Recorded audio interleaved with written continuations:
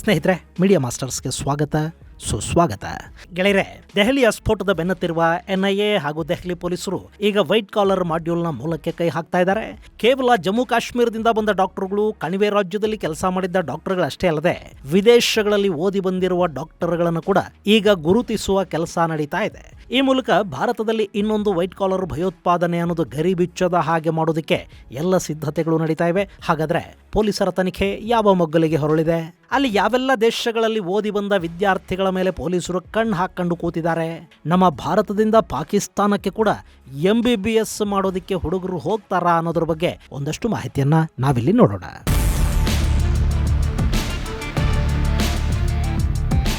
ಗೆಳೆಯರೆ, ದೆಹಲಿ ಸ್ಫೋಟ ಪ್ರಕರಣದ ತನಿಖೆ ಮತ್ತಷ್ಟು ಚುರುಕಾಗಿದೆ. ಸೋಮವಾರ NIA ಅಧಿಕಾರಿಗಳು ಶಾಹೀನ್ ನಳ ಉತ್ತರ ಪ್ರದೇಶದ ಮನೆಯಲ್ಲಿ ಸರ್ಚ್ ಮಾಡಿದ್ದಾರೆ. ಲಖನೌದಲ್ಲಿನ ಲಾಲ್ಬಾಗ್ ಏರಿಯಾದಲ್ಲಿರುವ ಶಾಹೀನ್ ಮನೆಯಲ್ಲಿ ಆಕೆಯ ತಂದೆ ಹಾಗೂ ಸಹೋದರರು ವಾಸ ಮಾಡ್ತಾರೆ. ಈ ಶಾಹೀನ್ ಕೂಡ ಆಗಾಗ್ಗೆ ಅಲ್ಲಿಗೆ ಹೋಗಿ ಬರ್ತಾ ಇದ್ದ ಮಾಹಿತಿಯ ಹಿನ್ನೆಲೆಯಲ್ಲಿ ಈ ರೇಡ್ ನಡೆದಿದೆ. ಕ್ರೌಡ್ ಫಂಡಿಂಗ್ ಬಗ್ಗೆ ಹೆಚ್ಚಿನ ಮಾಹಿತಿ ಅಲ್ಲಿ ಸಿಗಬಹುದೇನೋ ಅನ್ನೋ ಹಿನ್ನೆಲೆಯಲ್ಲಿ ಈ ದಾಳಿಗಳನ್ನು ಮಾಡಲಾಗಿದೆ. ಇನ್ನು ಶಾಹೀನ್ ಸುಮಾರು 26ರಿಂದ 28 ಲಕ್ಷ ರೂಪಾಯಿಗಳಷ್ಟು ಹಣವನ್ನ ನಾನಾ ಮೂಲಗಳಿಂದ ಸಂಗ್ರಹ ಮಾಡಿದ್ಲು ಅನ್ನೋದು ಗೊತ್ತಾಗಿದೆ ಅಲ್ವಾ? ಅದರ ಪೈಕಿ ಜೈಷ್-ಇ-ಮೊಹಮ್ಮದ್ ಕೊಟ್ಟ ಹಣ ಎಷ್ಟು ಅನ್ನೋದನ್ನ ತಿಳ್ಕೊಂಡ ಮೇಲೆ ಎಲ್ಲಿಂದ ನಗಬೇಕು ಅನ್ನೋದು ಕೂಡ ಗೊತ್ತಾಗ್ತಾ ಇಲ್ಲ. ಜೈಷ್ ಈ ಉಗ್ರ ಸಂಘಟನೆಗೆ ಕೊಟ್ಟಿದ್ದು ಬರೀ 6,000 ರೂಪಾಯಿಗಳಷ್ಟು ಹಣವನ್ನು ಮಾತ್ರ. ಇನ್ನುಳಿದ ಅಷ್ಟೂ ಹಣವನ್ನ ಈಕೆ ಭಾರತದಲ್ಲೇ ನಾನಾ ಮೂಲಗಳಿಂದ ಸಂಗ್ರಹ ಮಾಡಿದ್ಲು ಅನ್ನೋದು ಗೊತ್ತಾಗ್ತಾ ಇದೆ. ಜೊತೆಗೆ ವಿದೇಶಗಳಲ್ಲಿ ಕೂಡ ಕ್ರೌಡ್ ಫಂಡಿಂಗ್ ಅನ್ನೋದು ನಡೆದಿದೆ. ಹೀಗಾಗಿ ಈಕೆಗೆ ಹಣಕಾಸಿನ ನೆರವನ್ನ ಕೊಟ್ಟವರು ಯಾರು ಅನ್ನೋದರ ಮೂಲವನ್ನ ಹುಡುಕೋ ನಿಟ್ಟಲ್ಲಿ NIA ಅಧಿಕಾರಿಗಳು ಕೆಲಸ ಮಾಡ್ತಾ ಇದ್ದಾರೆ. ಇದೇ ವೇಳೆ ಈ ತನಿಖೆಯನ್ನ ಈಗ ಅರೆಸ್ಟ್ ಆಗಿರೋ ಡಾಕ್ಟರ್ಸ್ ಸಿಂಡಿಕೇಟ್ಗೆ ಮಾತ್ರ ಸೀಮಿತಗೊಳಿಸೋದಕ್ಕೆ NIA ಹಾಗೂ ದೆಹಲಿಯ ಪೊಲೀಸರು ಸಿದ್ಧ ಇಲ್ಲ.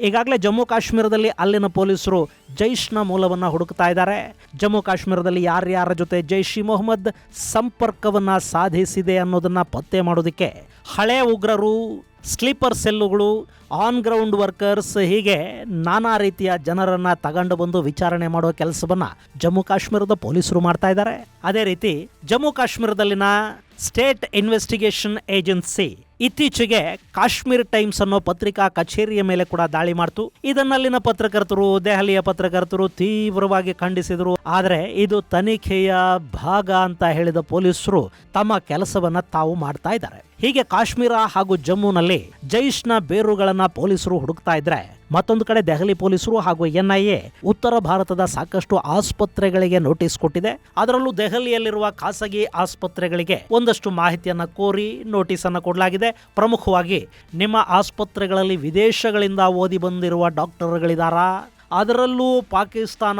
ಬಾಂಗ್ಲಾದೇಶ, UAE ಹಾಗೂ ಚೈನಾಗಳಲ್ಲಿ ಓದಿ ಬಂದ ಡಾಕ್ಟರ್ಗಳೇನಾದರೂ ನಿಮ್ಮ ಆಸ್ಪತ್ರೆಗಳಲ್ಲಿ ಕೆಲಸ ಮಾಡ್ತಾ ಇದ್ದಾರಾ? ಅಕಸ್ಮಾತ್ ಹೌದು ಅನ್ನೋದಾದರೆ ಅವರ ಕುರಿತಾದ ಎಲ್ಲ ಮಾಹಿತಿಗಳನ್ನು ನಮಗೆ ಕೊಡಿ ಅಂತ ಪೊಲೀಸರು ಕೇಳಿದ್ದಾರೆ. ಈ ಮೂಲಕ ಓದುವ ನೆಪದಲ್ಲಿ ವಿದೇಶಗಳಿಗೆ ಹೋಗಿ ಅಲ್ಲಿ ಲಷ್ಕರ್, ಜೈಷ್, ಪಾಕಿಸ್ತಾನದ ISI ಮುಂತಾದ ಸಂಘಟನೆಗಳ ಸಂಪರ್ಕಕ್ಕೆ ಬಂದಿರಬಹುದಾದ ಡಾಕ್ಟರ್ಗಳ ಬಗ್ಗೆ ಮಾಹಿತಿಯನ್ನು ಕಲೆ ಹಾಕೋ ಪ್ರಯತ್ನವನ್ನ ಏಜೆನ್ಸಿಗಳು ಮಾಡ್ತಾ ಇವೆ.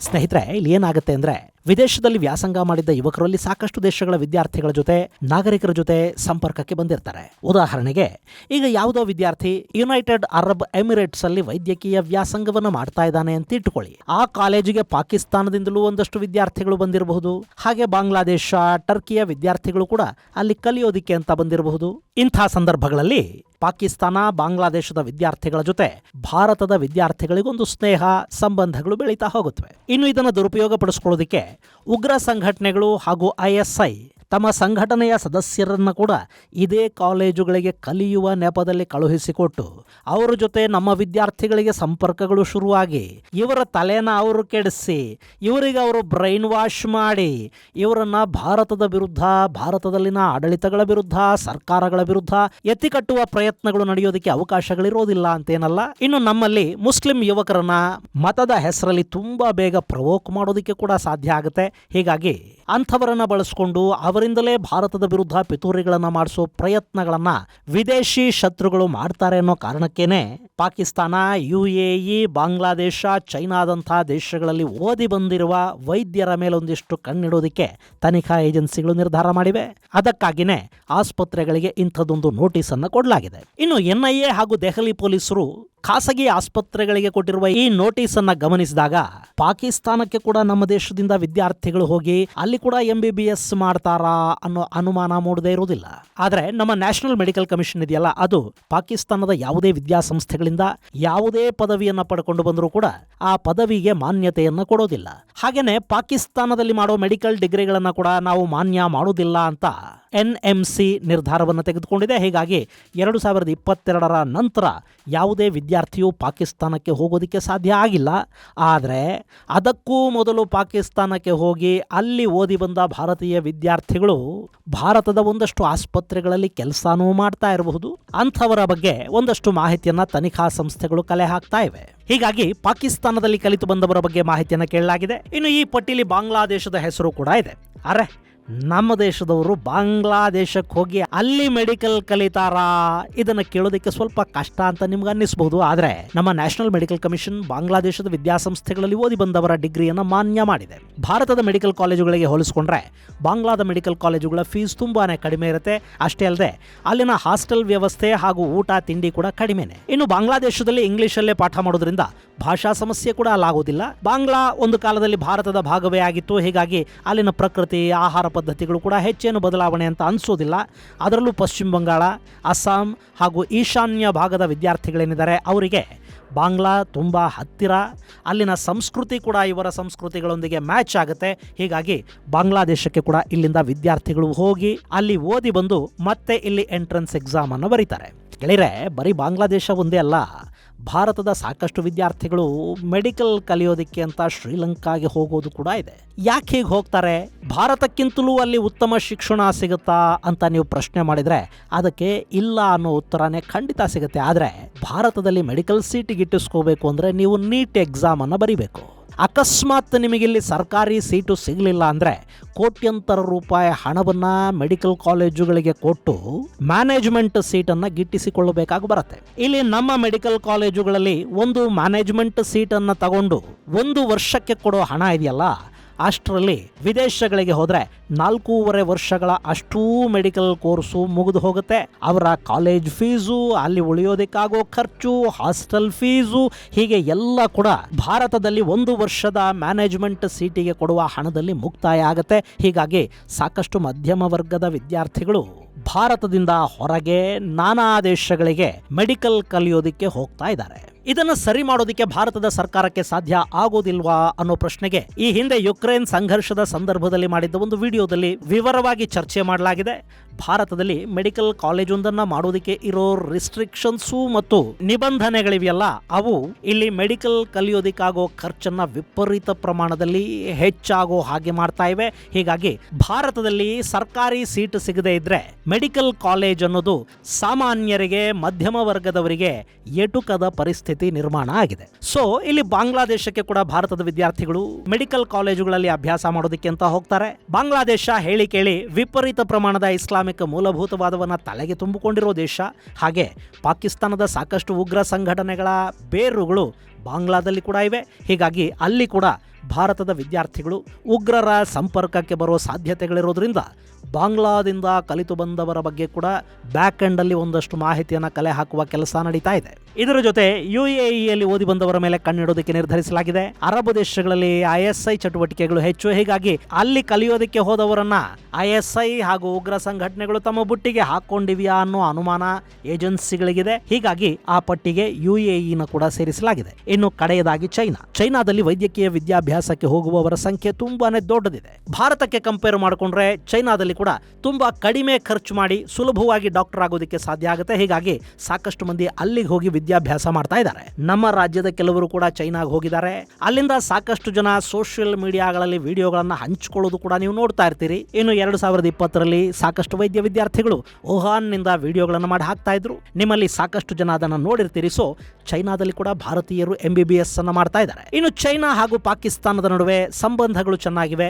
ಎರಡೂ ಭಾರತದ ಶತ್ರು ದೇಶಗಳೇ. ಹೀಗಾಗಿ ಅಲ್ಲಿ ಚೈನಾ ಮತ್ತು ಪಾಕಿಸ್ತಾನದ ಏಜೆನ್ಸಿಗಳ ಎರಡು ವಿದ್ಯಾರ್ಥಿಗಳನ್ನ ಭಾರತದ ವಿರುದ್ಧ ಬಳಸ್ಕೊಳ್ಳೋದಕ್ಕೆ ಪ್ರಯತ್ನ ಮಾಡೋ ಸಾಧ್ಯತೆಗಳಿರುತ್ತವೆ. ಹೀಗಾಗಿ ಚೈನಾಗೆ ಹೋಗಿ ಬಂದವರ ಬಗ್ಗೆ ಕೂಡ ಒಂದು ಅನುಮಾನದ ಕಣ್ಣಿಟ್ಟುಕೊಂಡು ನೋಡಬೇಕಾಗಿ ಬರ್ತಾ ಇದೆ. ಇಲ್ಲಿ ನಿಮಗೆ ಒಂದು ವಿಷಯನ ಕ್ಲಿಯರ್ ಮಾಡ್ತೀನಿ. ಚೈನಾ, ಬಾಂಗ್ಲಾದೇಶ, UAE ಮುಂತಾದ ದೇಶಗಳಲ್ಲಿ ಓದಿ ಬಂದ್ರು ಅನ್ನೋ ಒಂದೇ ಒಂದು ಕಾರಣಕ್ಕೆ ಅವರೆಲ್ಲ ಭಯೋತ್ಪಾದಕ ಸಂಘಟನೆಗಳ ಸಂಪರ್ಕಕ್ಕೆ, ISIನ ಸಂಪರ್ಕಕ್ಕೆ ಬಂದೇ ಬರ್ತಾರೆ ಅಂತಾಗ್ಲಿ, ಅಥವಾ ಹಾಗೆ ಸಂಪರ್ಕಕ್ಕೆ ಬಂದವರೆಲ್ಲ ಭಾರತ ವಿರೋಧಿ ಕೃತ್ಯಗಳಲ್ಲಿ ತೊಡಗಿಸಿಕೊಳ್ತಾರೆ ಅಂತಾಗ್ಲಿ ಅಲ್ಲ. ಆದ್ರೆ ಈಗ ಸಿಕ್ಕಿಬಿದ್ದಿರೋ ವೈಟ್ ಕಾಲರ್ ಮಾಡ್ಯೂಲ್ ಇದೆಯಲ್ಲ, ಇವು ತನಿಖಾ ಸಂಸ್ಥೆಗಳನ್ನ ತುಂಬಾ ದೊಡ್ಡದಾಗಿ ಯೋಚಿಸುವ ಹಾಗೆ ಮಾಡ್ತಾ ಇವೆ. ಹೀಗಾಗಿನೇ ಏಜೆನ್ಸಿಗಳು ವಿದೇಶಗಳಿಂದ ಕಲಿತು ಬಂದವರ ಮೇಲೆ ಒಂದು ಕಣ್ಣಿಡುವ ಕೆಲಸವನ್ನ ಮಾಡಲೇಬೇಕಾಗಿ ಬರ್ತಾ ಇದೆ. ಇನ್ನು ನೀವು ಈ ಬಾರಿಯ ಕಾರ್ಯಾಚರಣೆಯ ಮತ್ತೊಂದು ವಿಷಯವನ್ನ ಗಮನಿಸಿರಬೇಕು. ಸಾಮಾನ್ಯವಾಗಿ ಪೊಲೀಸರು ಇಂಥ ಕಾರ್ಯಾಚರಣೆಗಳನ್ನು ಮಾಡುವಾಗ ಯಾರ ಗಮನಕ್ಕೂ ಅವುಗಳನ್ನು ತಗೊಂಡು ಬರುವುದಿಲ್ಲ.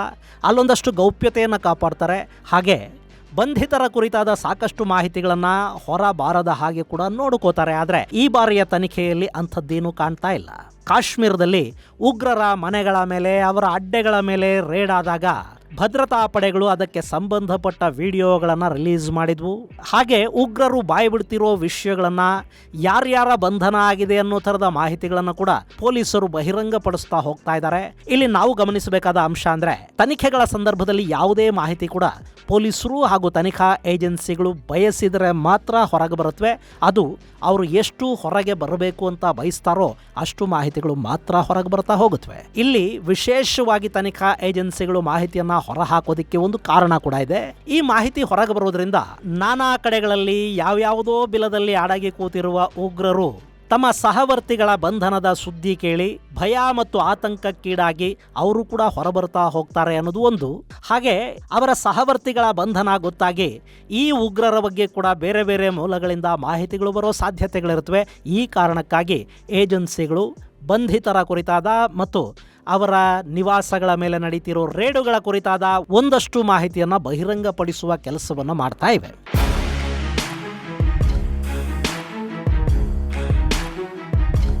ಇನ್ನು ಗೆಳೆಯರೆ, ವಿದೇಶಗಳಲ್ಲಿ ಕಲಿತು ಬಂದವರ ಬಗ್ಗೆ ಮಾಹಿತಿಯನ್ನ ಕೇಳಿ ತನಿಖಾ ಏಜೆನ್ಸಿಗಳು ರಾಜಧಾನಿ ದೆಹಲಿಯಲ್ಲಿನ ಆಸ್ಪತ್ರೆಗಳಿಗೆ ಮಾತ್ರ ನೋಟಿಸ್ ಕೊಡ್ತಾ ಇಲ್ಲ. ಬದಲಿಗೆ ಉತ್ತರ ಭಾರತದ ಸಾಕಷ್ಟು ಆಸ್ಪತ್ರೆಗಳಲ್ಲಿ ಕೂಡ ಈ ರೀತಿಯ ವೈದ್ಯರ ಕುರಿತಾದ ಮಾಹಿತಿಯನ್ನ ಸಂಗ್ರಹಿಸುವ ಕೆಲಸ ನಡೀತಾ ಇದೆ. ಜಮ್ಮು ಕಾಶ್ಮೀರದ ಸಾಕಷ್ಟು ಆಸ್ಪತ್ರೆಗಳ ಮೇಲೆ ಈಗಾಗಲೇ ದಾಳಿಗಳಾಗಿವೆ.